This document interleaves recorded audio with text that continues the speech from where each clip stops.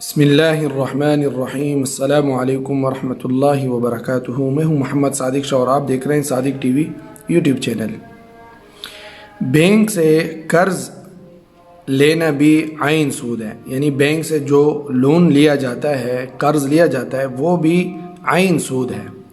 تمام مکاتب فکر کے علماء اس بات پر متفق ہے کہ عصر حاضر میں، جدید دور میں بینک سے قرض لینے کا رائج طریقہ اور جمع شدہ رقم پر جو انٹرسٹ کی رقم حاصل کرنا ہے، یہ سب وہی سود ہے جس کو قرآن کریم میں سورہ بقرہ کی آیات میں منع کیا گیا ہے، جس کے ترک نہ کرنے والوں کے لیے، یعنی نہ چھوڑنے والوں کے لیے اللہ اور اس کے رسول صلی اللہ علیہ وسلم کا اعلان جنگ ہے، اور توبہ نہ کرنے والوں کے لیے قیامت کے دن رسوائی و ذلت ہے اور جہنم ان کا ٹھکانہ ہے۔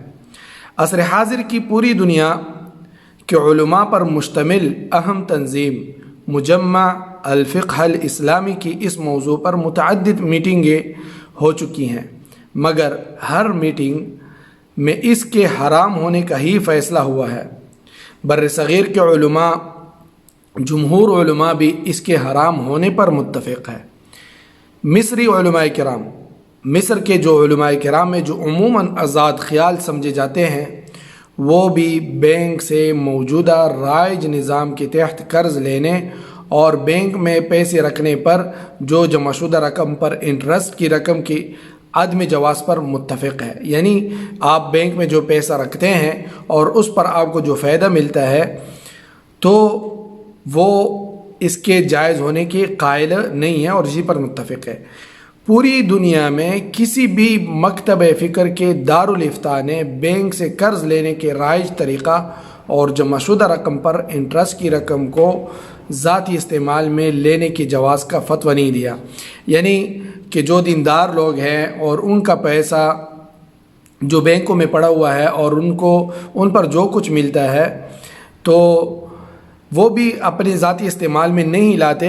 اس پہ انشاءاللہ کل بات کریں گے کہ اس کو کیسے استعمال کیا جائے۔